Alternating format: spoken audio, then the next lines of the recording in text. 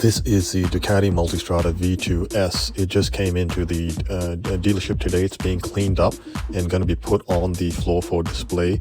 I'm seeing it for the first time. I think it looks fantastic in comparison to the V4s, which I'm extremely familiar with. This I think it looks better than the V4s, to my surprise. This is the gray color. It's the 4S version with the skyhook suspension. I like the way this looks. I like the comfort of this bike. I like the low weight of this bike in comparison to the 4S. The ergonomics of this bike are spectacular. It's just as comfortable as the 4S sitting in the cockpit. One key difference is the size of the TFT display. Yes, the 4S has a much bigger TFT display compared to this, so that's the only thing I see smaller.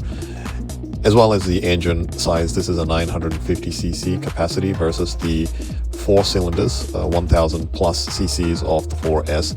So there's a significant power difference in both bikes.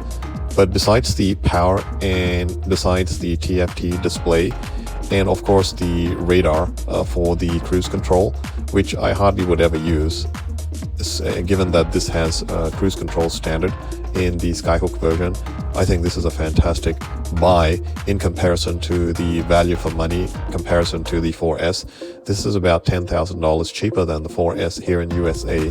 So if I was to get a Multistrada,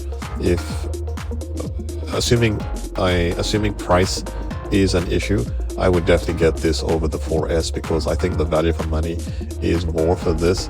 It allows me to get into own a Ducati motorcycle at a much cheaper price compared to the 4S skyhook suspension. This is the gray version.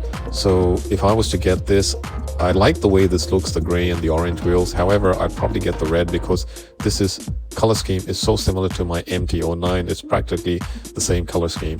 So I would definitely settle for the red.